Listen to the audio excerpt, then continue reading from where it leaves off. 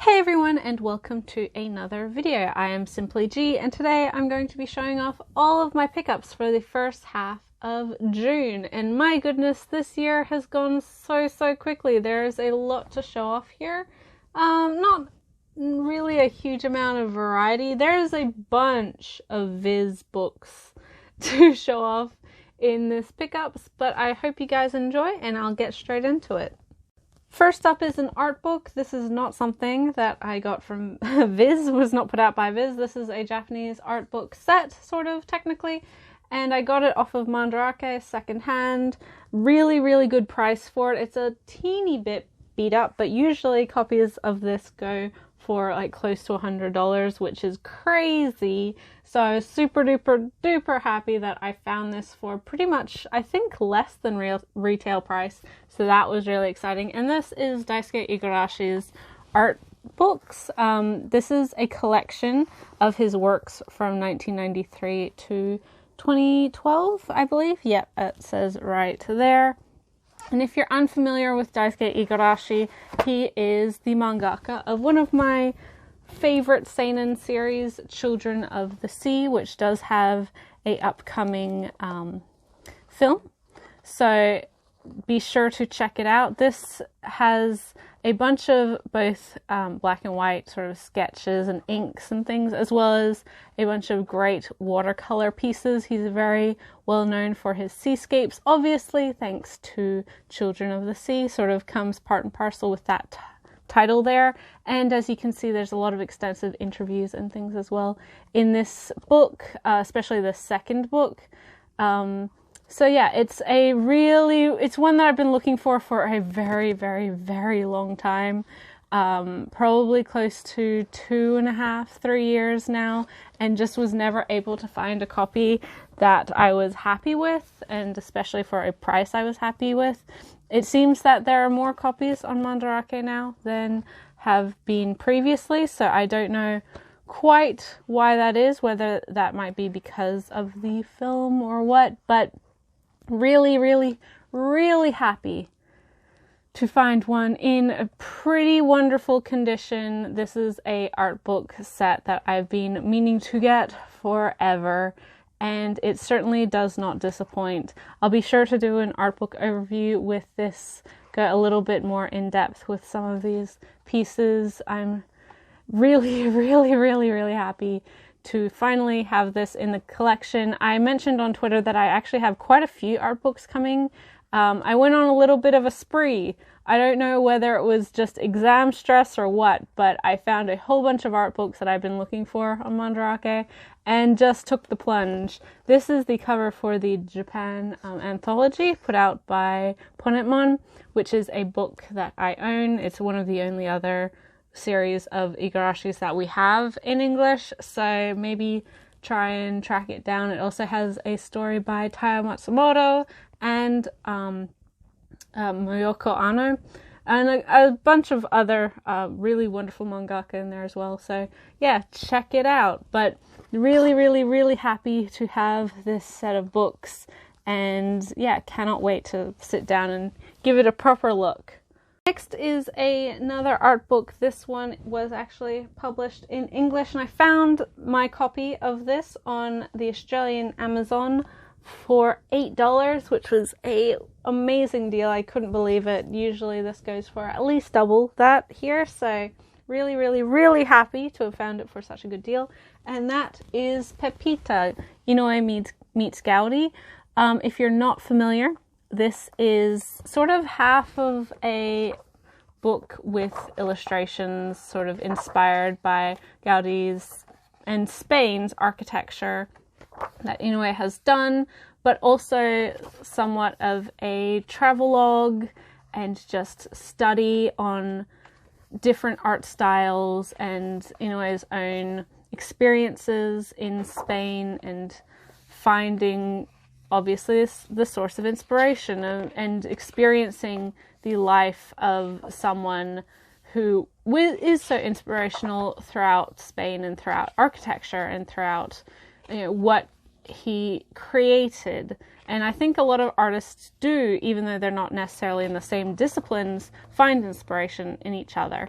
And architecture is one of the great arts that, although not necessarily as appreciated as more formal fine arts, definitely have more of a actual lasting impact. They're seen every day, and they're a huge part of history and style and culture. So you can see there's quite a lot of interview stuff here as well. And again, as I said, a lot of travelogue and actual study of the area and of the people and of the man. It's really, really great. I would definitely recommend this to people who enjoy Inoue's works. So if you are familiar with whether it be Vagabond or Slam Dunk or Real, whichever it is, you should give this little book a try. It's not, probably the most full to bursting of art books, especially compared to the other of Inoue's books that are available. But it is a solid little book in its own right, especially if you can find it for a decent price, and if you're not necessarily that invested in art history and anything like that. But for me, definitely worth the investment, and really, really happy. This is another one that I wanted in the collection for a while. This is a lot easier to find than the previous one, but it was sort of a lower priority, but at the price that I found it, I just couldn't pass up that deal. So yes, really happy to finally have it in the collection. So onwards to the manga, we have quite a lot of Viz books here, surprisingly. I've been playing catch up on a couple of series, but this first series that I'm going to be showing off is one that I've read in its entirety via the library, and I enjoyed it so much that I had to pick it up physically. It's one that I'd heard a lot of very good things about previously, but it impressed me even more so than I really expected. And that is volumes 1 to 4 of Dawn of the Arcana by Rei Toma. So this is a fantasy shoujo series about a red-headed princess, Princess Nakaba, who is right here on this first volume. She has recently been married off in a political marriage to Prince Caesar, who is on this volume here, and is accompanied by her loyal longtime friend and, I guess, bodyguard, Loki, who is on this cover here. And as you can see, he has sort of animalistic ears because Loki is he is an Ajin. He's part of the slave class or slave race within this society. So for Nakaba herself, she has definitely not had a very easy life, although she is a princess. Because of her red hair, she has been shunned throughout the kingdom and throughout society. She is a shame on the family because generally royals have this dark hair that's a sign of their wealth and their pure lineage or whatever else. So she spent a lot of her time, or the entirety of her life, locked up in a tower.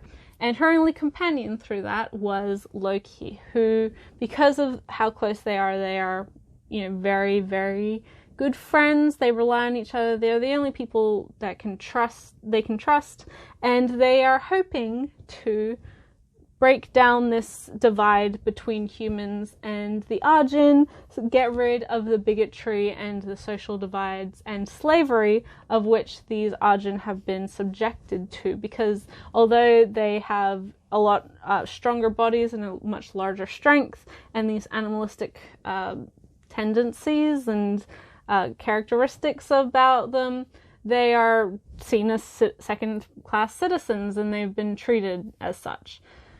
So, yes, although Nakaba has recently married into a neighboring kingdom and her husband, Caesar, is not exactly, isn't necessarily of the same mindset of Nakaba,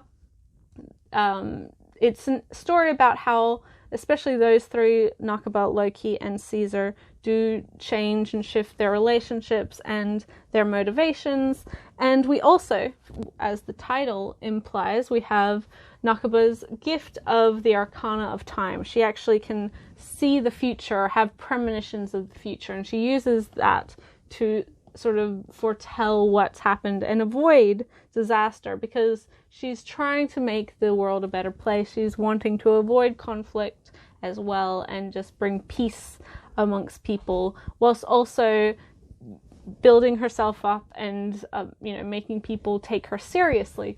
It's a very, very, very good series. It reminds me a lot of other similar fantasy shoujos, sort of an amalgamation of quite a few things like Yona of the Dawn, the 12 Kingdoms, and as well Snow White with the red hair. It's not a perfect match to any of those three, but surprisingly, also coincidentally, all four of them have a red-headed protagonist, which is kind of funny, but they do remind me a lot of all three of those series. So if any of those series you are enjoying, I do recommend this one. Reitoma also has an ongoing series, well, ongoing in English series, The Water Dragon's Bride, something like that, which I have not read either. I do want to try and read before I actually go ahead and buy it. So I'm going to have to see if any of my local libraries have it. But that is sort of a more popular shoujo coming out right now. This is her earlier work to that one, and I do think it's been not necessarily neglected, but just this one was looked over at the time because it didn't have a name recognition, I don't think. But this is a really, really, really good story.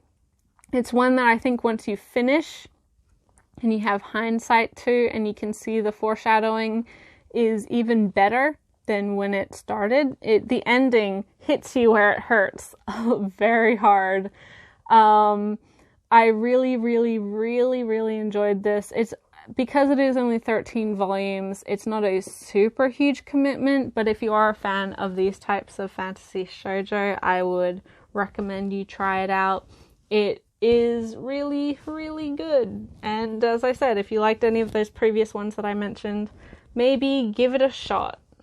Some more Viz catch up with a couple volumes, volume 24 to 26, in fact, of Kakashi by Yellow Tanabe, all put out by Viz. This is a shonen series, 35 volumes, about a Kakashi called Yoshimura and his childhood friend slash neighbor Tokine here, who are Kakashi, and they have to protect a sort of holy space or a sacred space that their school is on top of. It is their family's duties and has been carried out for centuries by their family. But recently there has been a lot of things going wrong. It's a site of a very high spiritual power, so a lot of bad yokai and ayakashi are drawn to it. And more recently we've had a lot more conflict within the sort of demon hunter or shadow council realm themselves. So, and we have Yoshimura, who is sort of very different to his predecessors and how he interacts with the rest of everyone else. It is a solid little series that definitely surprised me much more than I expected. As I said, I had heard good things about this series, but it's not one that you hear a lot of general buzz about. The people who talk about it are sort of few and far between, but everyone I've heard who's talked about it has only ever said good things about it, which is why I was convinced to try it. I also have a big soft spot and sort of a bias towards female written shonen, and it did not disappoint. I honestly believe that this series was sort of ignored when it was initially being released because of much more popular shonen titles coming out at the same time, things like Fullmetal Alchemist and Naruto and Bleach, etc. So I can understand why a lot of people maybe haven't heard of this series or didn't give it a shot, but it is one that I think has a lot of heart to it. It has a quality to it that a lot of more general shonen I feel lacks, and that is this sort of emotional resonancy to it that has a very genuine feel to it. It doesn't feel manipulaty, and it doesn't feel like things happen just to progress the plot line. You do see a lot of character development in very quiet and small scenes within the series, and although this is a later part of the series, so the action and things like that are ramping up, you never lose focus as to who these characters are and how they interact and how genuine they feel and how true to life they feel. I don't know. I think that's a quality that I sometimes miss in shonen because everything has to be so bombastic. It has to be so adventurous and over the top. And as such, their protagonists sort of reflect that. They're the big goofy idiots who have all of this optimism and, you know, a very straightforward line of thinking, and they have goals, and they're single-minded in that respect. But Kakashi, although our main character does have a lot of optimism, he's not completely blind to the people around him or to his own responsibilities or to the things going on. And you can see how his family life and how his relationships with everyone in his life, including Tokine and her family, all have impacted him and made him who he is. I also really like that unlike a lot of shonen protagonists, his goal isn't to be the best Kakashi out there. He isn't trying to, take on the world or save the world. His actual dreams are to make cakes, to be a baker, to create things that he loves through cooking. And I think that's a really admirable quality that you don't see a lot with male protagonists, especially in shonen. So yes, a bit of my bias coming out there, but I do really, really, really enjoy this series. I do hope to pick up Tanabe's other work, although shipping from Singapore will kill me and make me cry. And she has a currently ongoing work as well, which I hope I see in some form in the future. This is the one to check out. It did have an anime adaptation as well, although I never watched it. But I do believe it was on Toonami, so maybe some of you guys did and you know the series through that. The manga has some really interesting parts to it, some really solid pacing as well. I think that really helps it, is how seamlessly it transitions from part to part. But yes, really solid little series here, and one to check out if you are wanting a shonen that has something a little bit different to it, but not too different, too scary. It does remind me a lot of something like the genuine emotion of like a Yu Yu Hakusho, or even a Full Metal Alchemist light version, if that makes sense. I don't know, maybe it doesn't, but it is really good, and it's one that I think more people should try, especially if you're a fan of this type of story. More Viz catch up. We have volume 2 and 3 of Ran in the Grey World by Aki Ire. Now this series continues to be beautiful and mystical and wondrous, but also like really hard to recommend because there are some very problematic elements to it. And I don't know whether that's just how Ire writes stuff, because I would say that similar, not the same things, but similar things do crop up in her other work currently being released, which is North by Northwest. This is a story of a little girl called Ran, who is the daughter of a sorceress, as well as just sort of general magic users. Her father, she lives mainly with her father and her older brother, and although she is very young, if she puts on a magical pair of tennis shoes, she becomes an adult, and that causes a lot of havoc amongst the town. She's sort of fallen in love with this creepy older guy who's definitely a playboy, and he has fallen in love with her, and he's not really aware that she's not a, 16, 17-year-old girl. She is in fact a 7-year-old girl, which means this is like, it's not that great if she's 16 or 17 anyway, but that's a whole lot better than like an actual child. I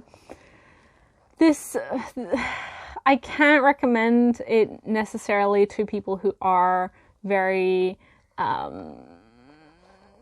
sensitive to those types of things. We have a lot of sexualization of Ran's older form, as well as her mother. Like, if nothing else, Ire can draw a very, very sexy woman, as can Kaori Mori, one of her friends, longtime friends. You can see a lot of influences between, and you can see why they're friends.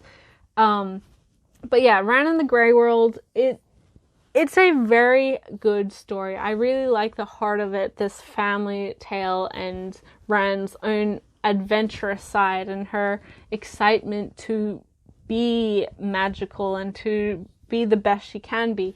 But because it does have this romantic element with this older man who is an adult, I can't say that it's, you know, probably the easiest thing for a lot of people to get into, and that it is like quite prevalent. And from what I understand, it is something that is throughout the entire series and is, you know, it's a very relevant to the story. It's not something that you can necessarily just hand wave and ignore either, compared to maybe some other series where it's alluded to. So it's not a series for everyone. It is beautiful. It's gorgeous. And it's only 7 volumes long. So if you're looking for a seinen that is a little bit more magical, it does have this family side to it, and you don't mind getting pissed off every time this male character comes along and takes over the storyline, or if you don't necessarily mind that in your fiction anyway, then it is definitely one to keep an eye out for or to try. But if you are particularly sensitive to those sorts of things, then maybe give it a miss. But yeah, it's it's one that a lot of people have wanted for a very long time. It's very, very, very, very good, but it is harder to recommend. It's not the easiest thing to go blind into, if that makes sense. But I am looking forward to the rest of it. I do enjoy it when I read it, for the most part. I usually do swear and curse out our main male romantic interest, I guess, every time he's in the book, which is a lot. So, you know, it's up to you how ready you are, how comfortable you are with that element. Finally, for catching up on volumes, this is not a Viz title, it's a Yen Press one, and this is the volume 8 of Silver Spoon by Hiromu Arakawa, the agricultural coming-of-age drama comedy about Hachkin, a city boy who has gone to an agricultural school for high school, and all of his antics and friends and interactions with his teachers throughout the year, and learning the realities of being in agriculture and being part of a farming family and the hardships of the agricultural business, and learning more so about where his food comes from and the hard work that farmers put in to make the food that we take for granted. I've said it before in regards to the series, and I adore Hiromu Arakawa, but this is definitely her magnum opus. I think Fullmetal Alchemist will always be her more popular work, and it's one that's very near and dear to my heart. But this one, I feel, is the story she's always wanted to tell, and because of Fullmetal Alchemist's popularity and that granting her a bit more freedom and liberties to what she is able to tell, that this is the story that is most indicative of her storytelling, of what she deems is important. Arakawa grew up on a dairy farm, so it's very obvious that she has a lot of personal investment within this community and amongst these issues. But I do think it also is, this series is very approachable for people who aren't familiar with farming and agriculture. It does its job as, you know, being very much an educational manga, as well as just like a comedy coming of age drama. Very, very, very good volume. This one is very light on the comedy, a lot heavier on the character drama and the hard realities of being within the agricultural business.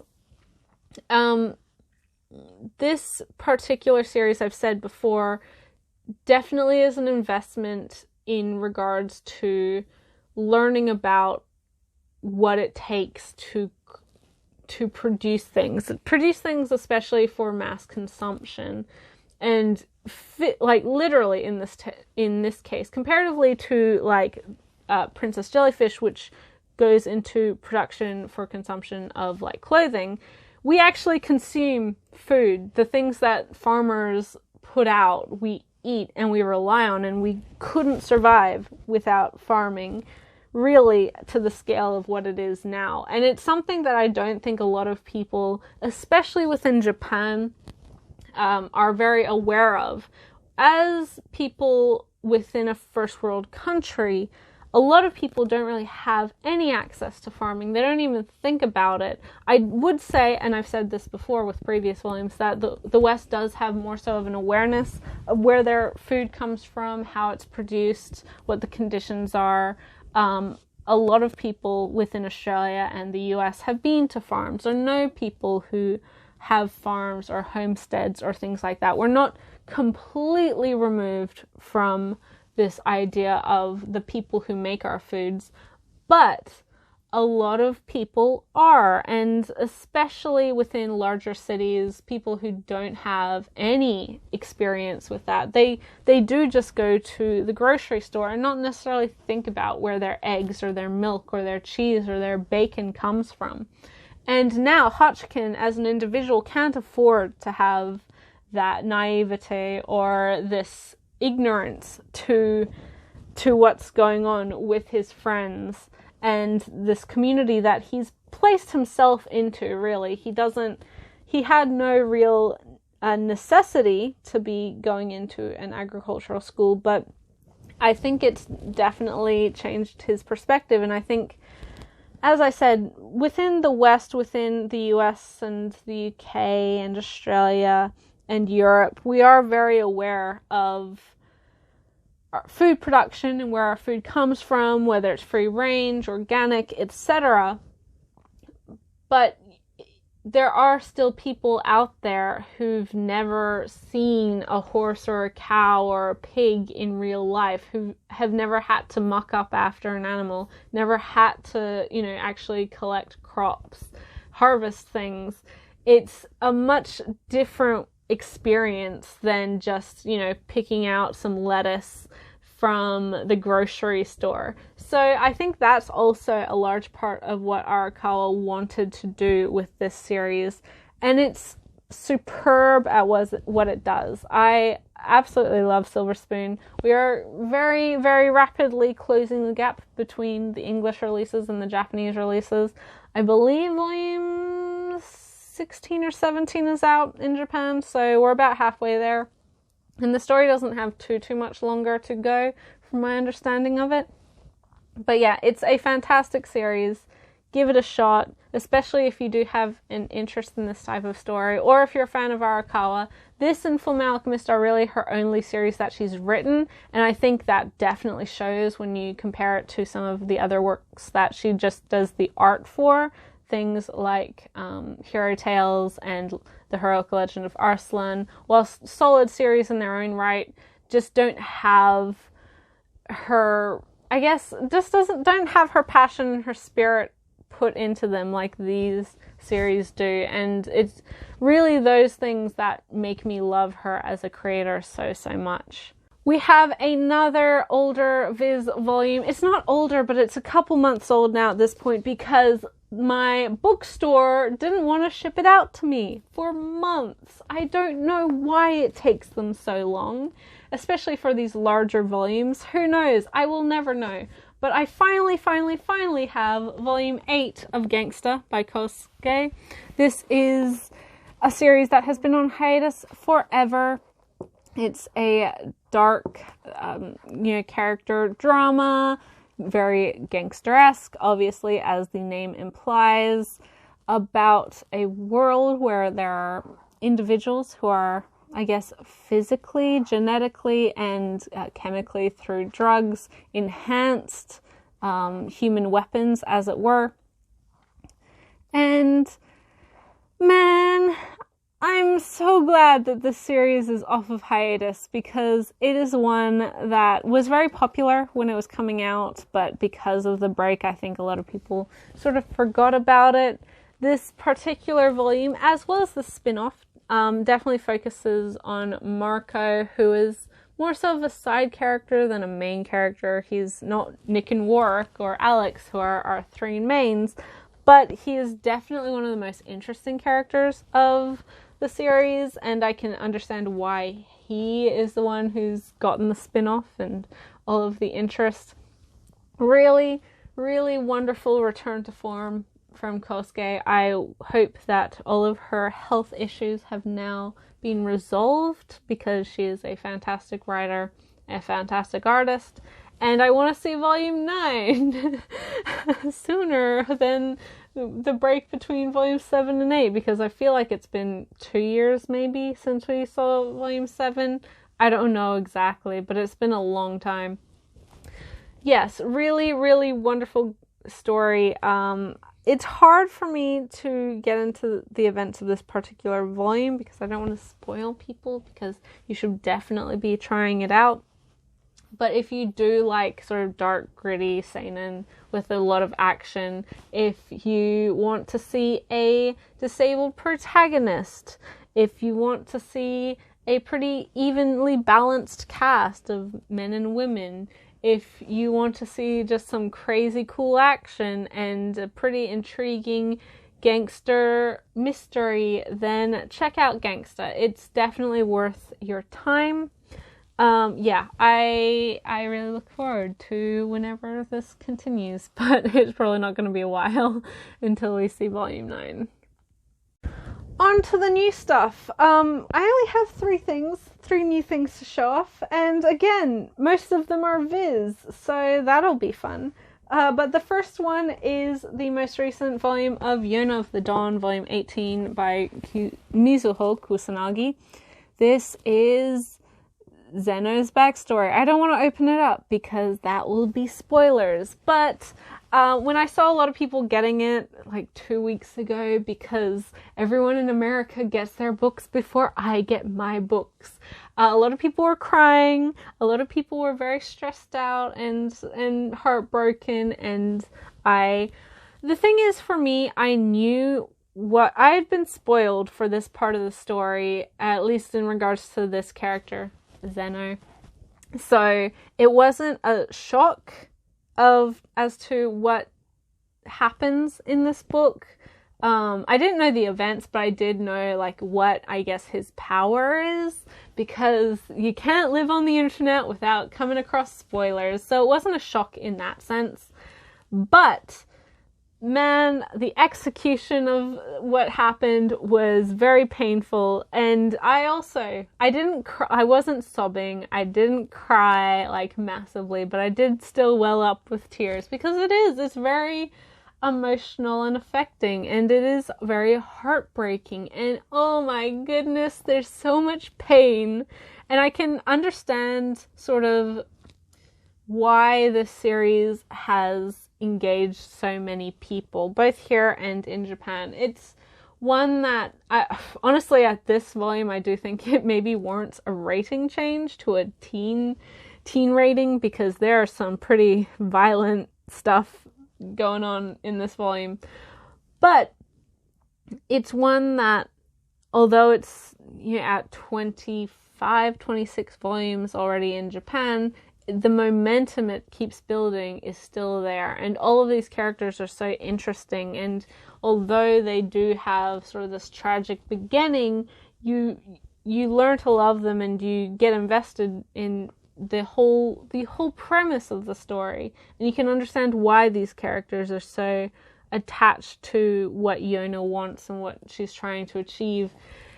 This series is, like a million other people have said, definitely a series to try for those who are not very big shoujo fans or don't have a lot of experience with shoujo but do want to try something.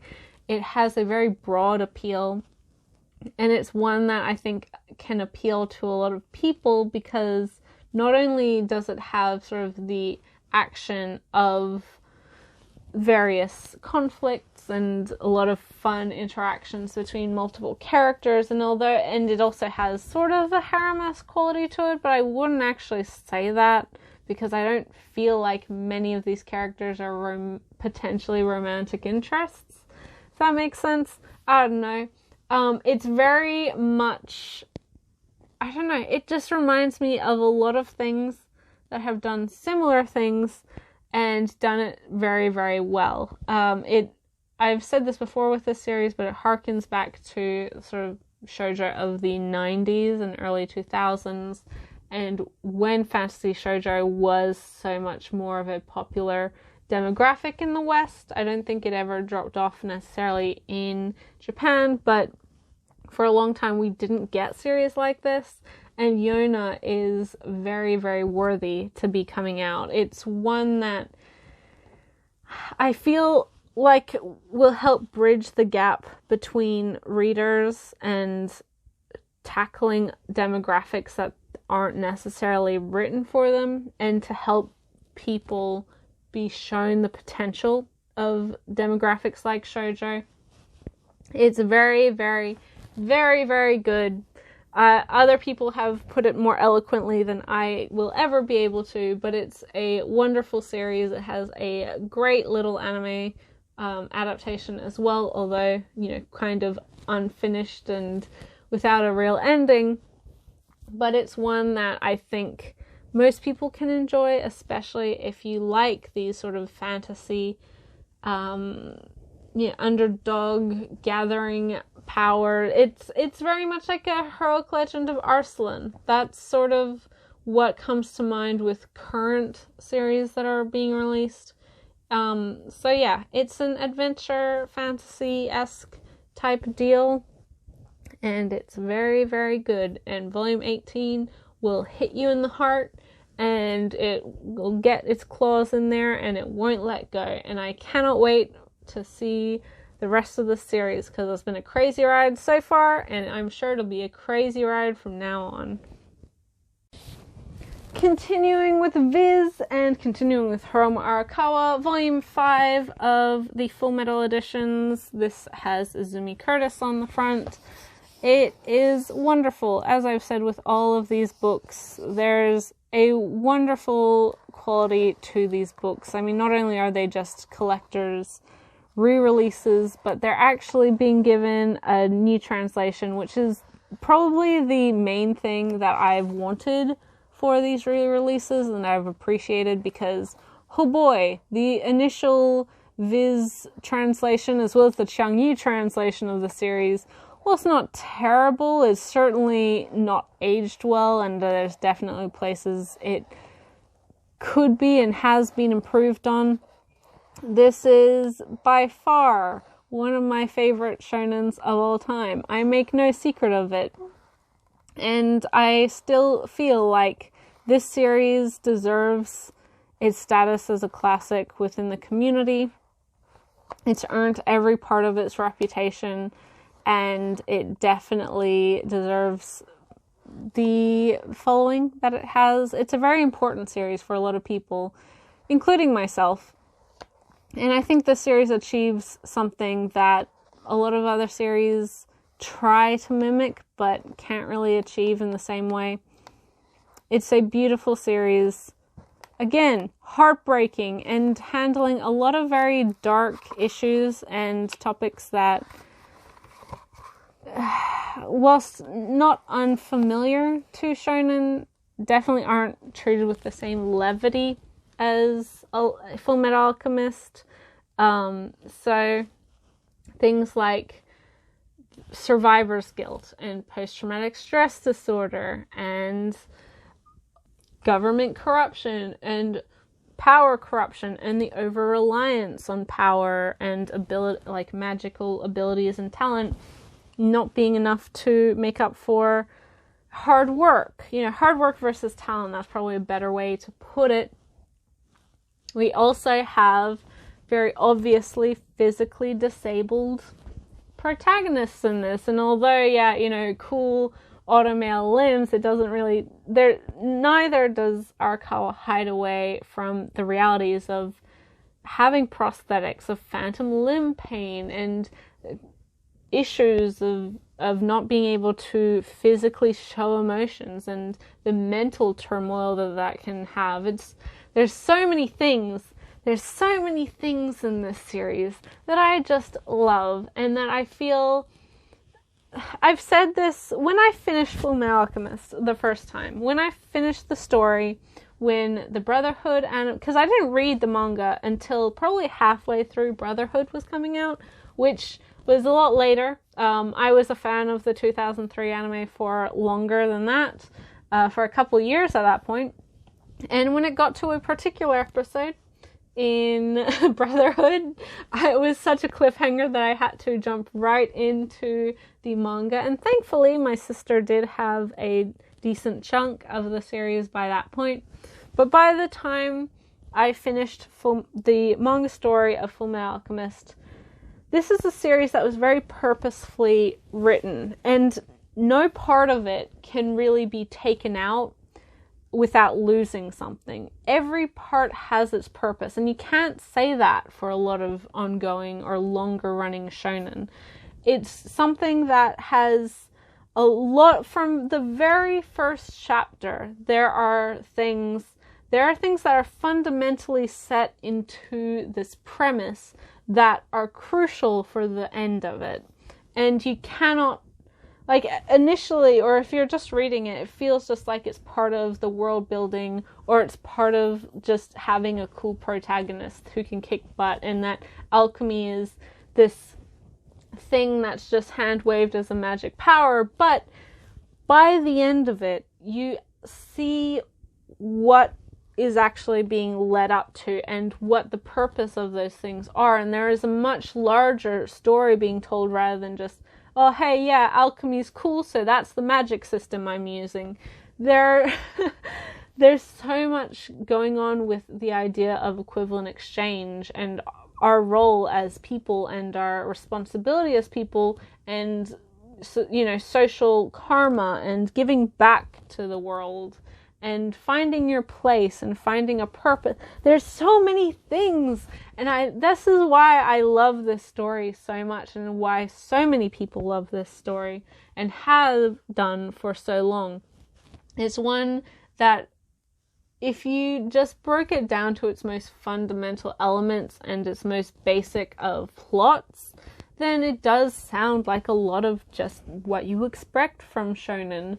But there's so many things interwoven with it, and that don't necessarily become apparent until you've finished it, or looked back on it, or reflected on it, or had it percolating in your brain for a while. Compared to some other things, there are series with more bombastic fight scenes, more bombastic conflicts between the protagonists and the main bad guys, the main antagonists, the end of the world situation. But I don't think a vast majority of them, especially within a lot of the popular stuff, execute it nearly as well as this series does. And it's why this series does and will always be one of my absolute favorites, and one that I will treasure dearly for forever. But yeah, volume 5 out of 18. We're getting through these releases fairly quickly. I know people complain that it should be faster because this is technically a re-release, but with this level of quality, the standard of quality that these books are put into, I don't understand why complain. It gives you more time to to save up money for them. And there are a million other re-releases of the story, so you don't have to be investing into this fancy collector's edition if you don't want to. This is one, like with the upcoming Cardcaptor Sakura, like with the Drifting Classroom, is that what we're getting, I think?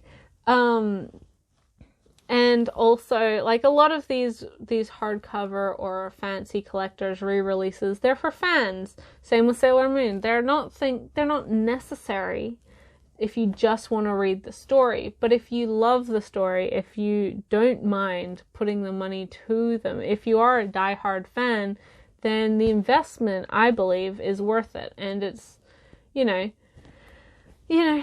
have to look at it for yourself and your own priorities, and whether you want to be in this. There are various reasons to collect this particular release, and that's because you're a collector who wants just the fanciest edition of everything, or you are a legitimate, long-time, very invested fan, like myself. It's really nice to see more of these series getting collectors or perfect editions or whatever else, because a lot of these stories are very valued. They have very dedicated fans, and they're willing to want the best for these stories that mean so much to them.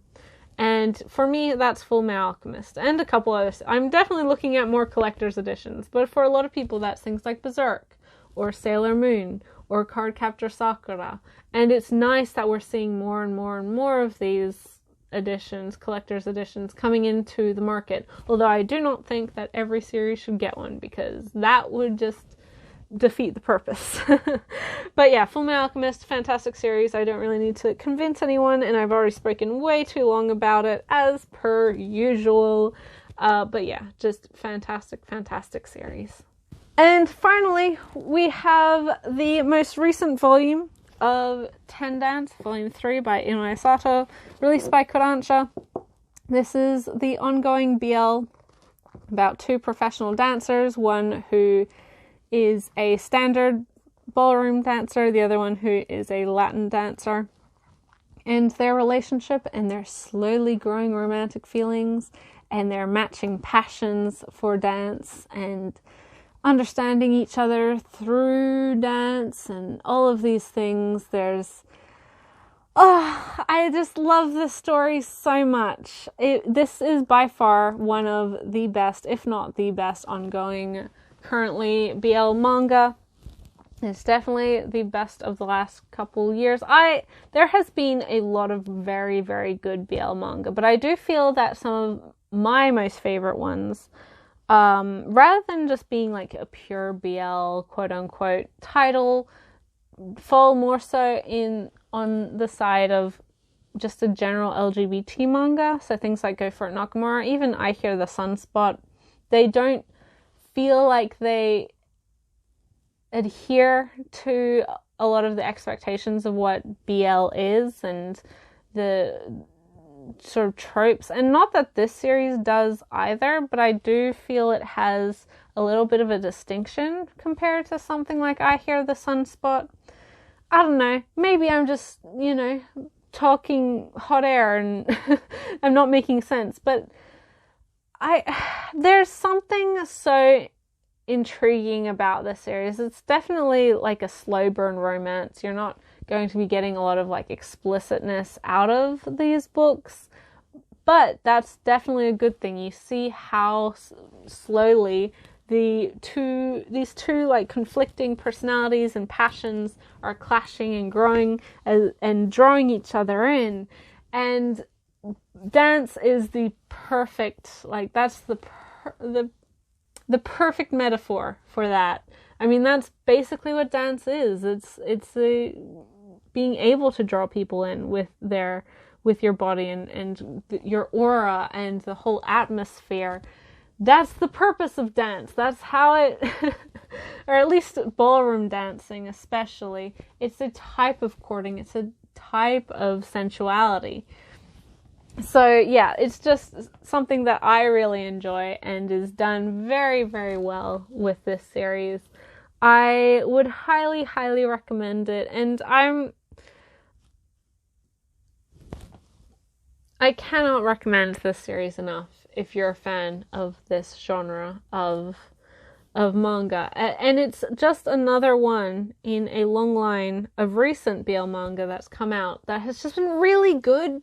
Just like way better than what unfortunately a lot of people regard as BL manga and what's been popular in the past. It's really shown how much more there is to this genre than a lot of people realize. And there's a lot of very talented, creative individuals and mangaka making this stuff. And it's there are stories coming out of this genre that are unique to it, and handled in ways that I don't think other genres can handle in quite the same way, and without all of the toxicity and the negativity of general BL tropes. I think, thankfully, especially within the West, we are moving farther and farther away from the most problematic types of stories. Although there's still stories there coming out with problems. We're not perfect yet. There's not, and it's good that those stories are coming out. I'm just not going to be reading them. But it is so nice that we are getting some more diversity in stories like this within a demographic that has, for a long time, especially in the early to mid 2000s, that did just seem to stick to the tired, problematic, troubled tropes of the worst of yaoi fangirls. So yes, if you're a fan of BL but you're a bit picky about what you're reading, you don't like a lot of the worst parts of yaoi and BL, definitely check this one out. It's super duper good. There's 5 volumes, I believe, in Japan. So we're slowly catching up. The 4th and 5th volume of the English release has already been solicited, so we're gaining on them very, very quickly. But yeah, really great story, really great series, and I can't wait for more. So that was everything that I got for the first half of June. Hopefully I will have, by the end of this month, my complete collection mid-year video, as I normally do. Look forward to that, as well as probably an art book overview of either of these 2 art books or some of the other ones that I'm expecting for this month. That'll be really exciting. And of course my end of the month pickups video as well. You know me, I'm pretty here and there with actual planned videos, but you can always rely on me for these pickups. I do have them on a schedule, so I do try to get them out as often as possible and as close to my normal routine. But yes, aside from that, I am now officially on winter break. I have one more exam, but after that, I'm free and ready to relax for the first time in months. That'll be good. I will be able to catch up on a lot of series, both manga and anime. I do also just recently have put out a new OMG podcast. That's my anime podcast I have with my younger sister, where we talk about various things that we've watched recently. The most recent one, we talked about the Devilman OVAs, which were released by Discotek, as well as A Silent Voice, which is now on Netflix, and the Konodan collection, which is the This Boy series. This boy suffers from crystallization, and this boy is a professional wizard, in particular those 2. So yeah, if you're interested, those are also in my channel. I released them very recently.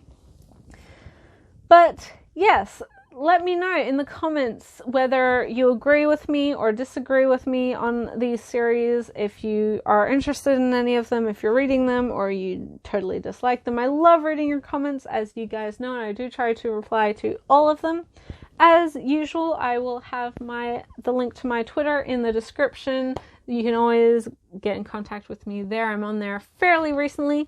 And I also have my book depository affiliate link, which I use almost consistently for all of my book purchases, whether they be manga, novels, whatever else, because they are very reliable. They are free worldwide shipping and probably some of the best prices around, especially when you're in a non-US country like myself, and you usually have to pay for shipping, plus the exchange rate is really bad, and all of these other things.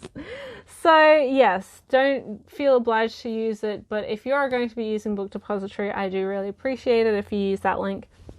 But anyway, I think that's it. Thank you guys so much for watching. I'll catch you in the next video. Bye till then.